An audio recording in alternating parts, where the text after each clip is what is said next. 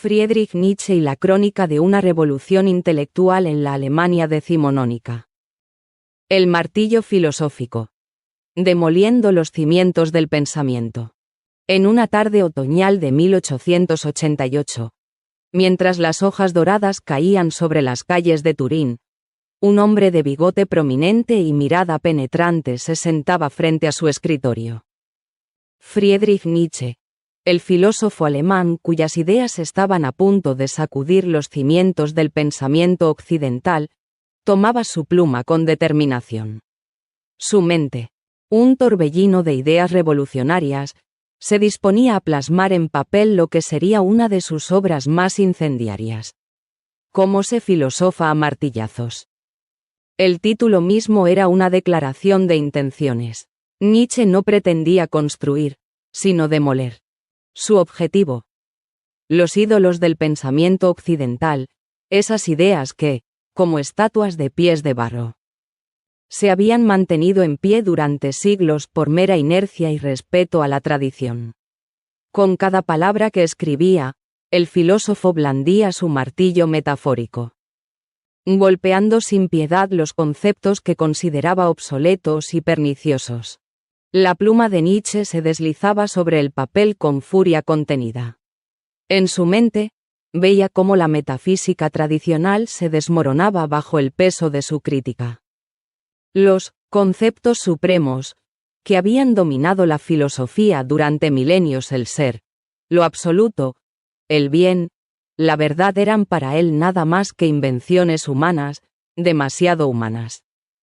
Con cada aforismo que componía, Nietzsche desafiaba a sus lectores a cuestionar todo lo que habían dado por sentado.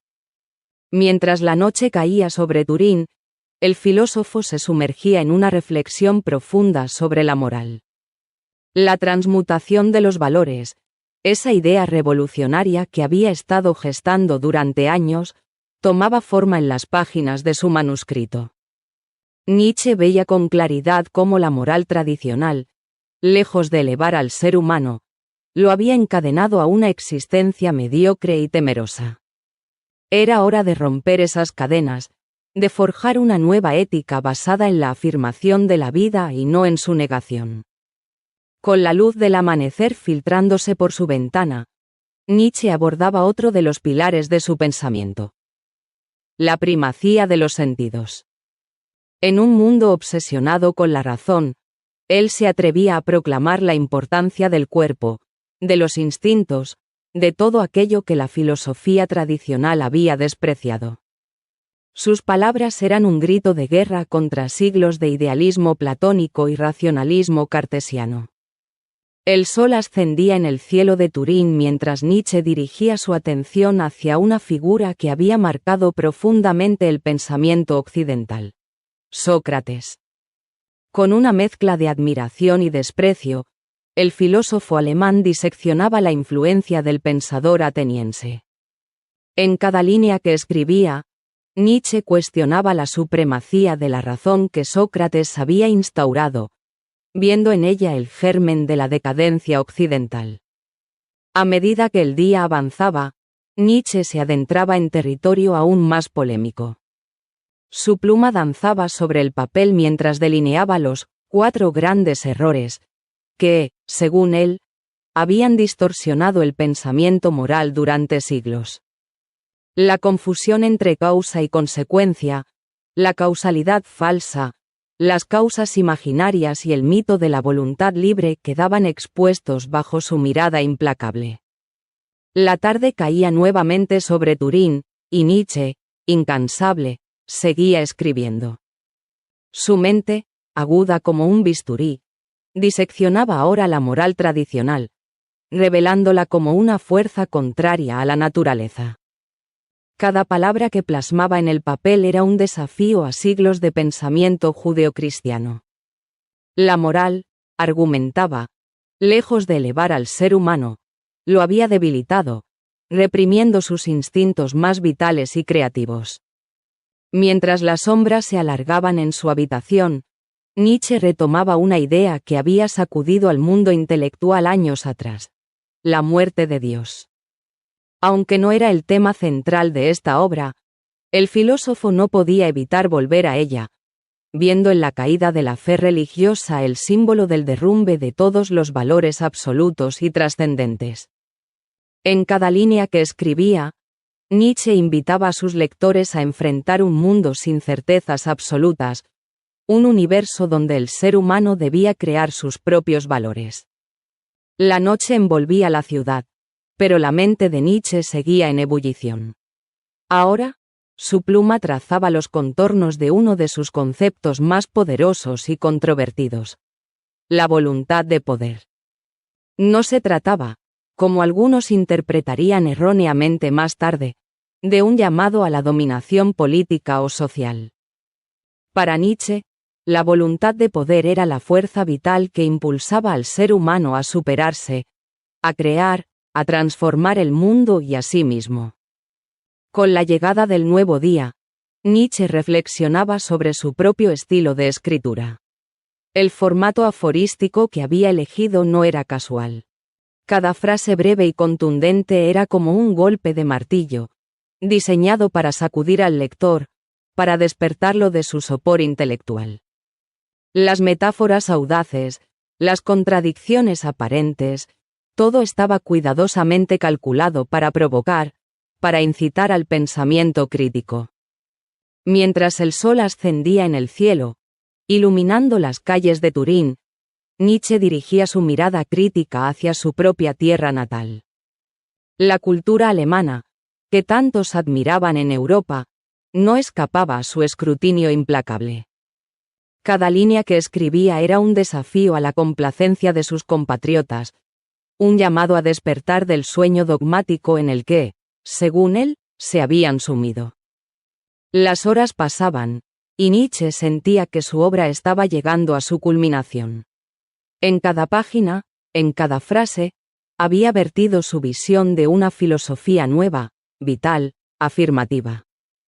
Su filosofía del martillo no buscaba destruir por destruir, sino abrir espacio para nuevas formas de pensar, de vivir, de ser.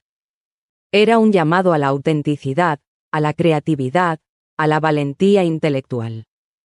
Finalmente, cuando el crepúsculo teñía de oro y púrpura el cielo de Turín, Nietzsche dejó su pluma.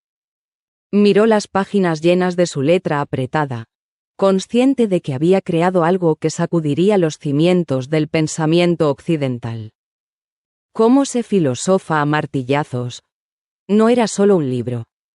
Era una declaración de guerra contra la mediocridad intelectual, un desafío lanzado a las generaciones futuras. Exhausto pero satisfecho, Nietzsche se levantó de su escritorio y se acercó a la ventana. Mientras contemplaba la ciudad que se sumía en la oscuridad, una sonrisa enigmática se dibujó en sus labios.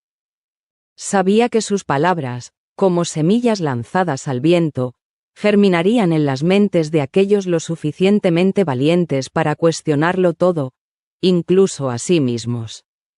Así, en aquel otoño de 1888, nació una obra que cambiaría para siempre el curso de la filosofía. ¿Cómo se filosofa a martillazos? Se alzaba como un monumento a la audacia intelectual. Un testimonio del poder transformador de las ideas.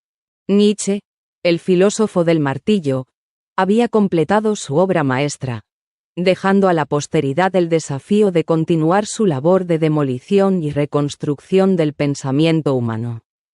Epílogo. Nietzsche se encontraba profundamente satisfecho con su obra, El ocaso de los ídolos o Cómo se filosofa a martillazos. Sentado en su estudio, con la pluma aún en la mano, repasaba mentalmente los conceptos fundamentales que había plasmado en aquellas páginas. Consciente de que cada idea era un golpe certero contra los cimientos del pensamiento occidental. La crítica a la metafísica, pensó, era quizás la más demoledora de sus propuestas. Con una sonrisa irónica, imaginó cómo sus palabras sacudirían los conceptos supremos que la filosofía tradicional había venerado durante siglos. El ser, lo absoluto, el bien, la verdad.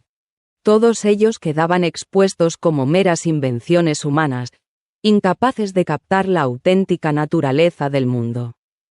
Su mirada se perdió en el horizonte mientras reflexionaba sobre la transmutación de los valores. Sabía que proponer una reevaluación radical de la moral establecida era un acto de valentía intelectual sin precedentes.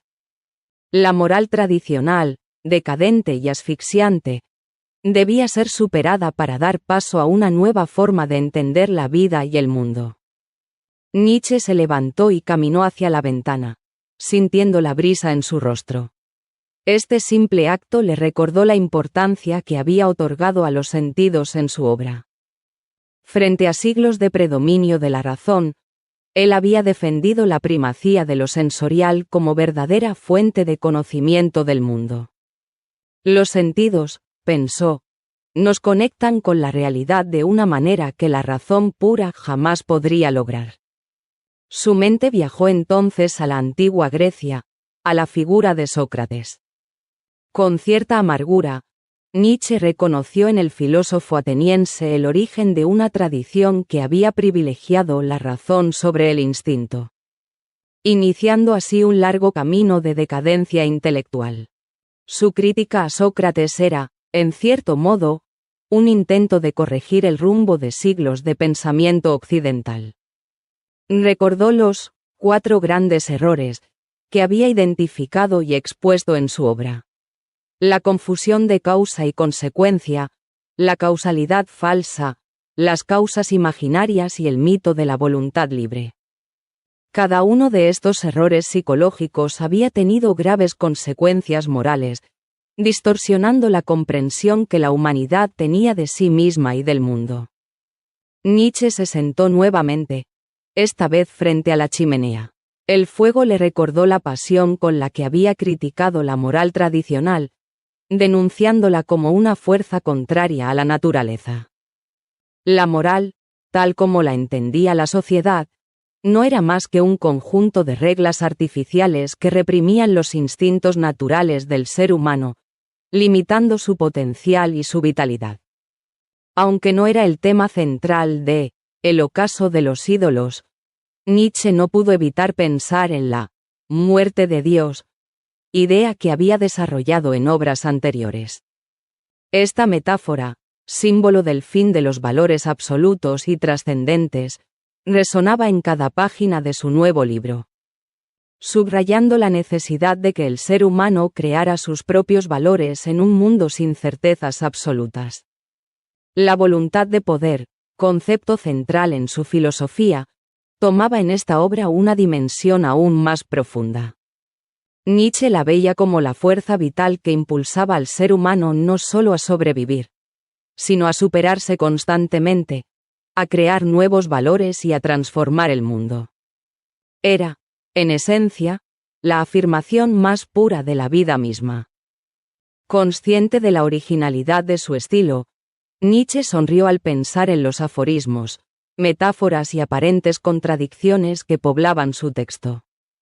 Este estilo aforístico, tan alejado de la tradición filosófica académica, era para él la forma más adecuada de expresar ideas que buscaban sacudir las bases mismas del pensamiento. Finalmente, su mirada se posó en las páginas donde había analizado críticamente la cultura y la sociedad alemana de su tiempo. Con cierta tristeza, pero también con determinación, Nietzsche sabía que su crítica a su propia cultura era necesaria para despertar a sus compatriotas del sueño dogmático en el que, según él, se habían sumido. Mientras el sol se ponía en el horizonte, Nietzsche cerró el manuscrito de El ocaso de los ídolos. Sabía que había creado algo más que un libro. Había forjado un martillo filosófico capaz de demoler los ídolos del pensamiento occidental y abrir el camino para una nueva era de reflexión y creación intelectual. Con esta obra, el filósofo del martillo había cumplido su misión, dejando a las generaciones futuras la tarea de continuar su labor de demolición y reconstrucción del pensamiento humano. Serie: Filosofía a martillazos. Episodio 2.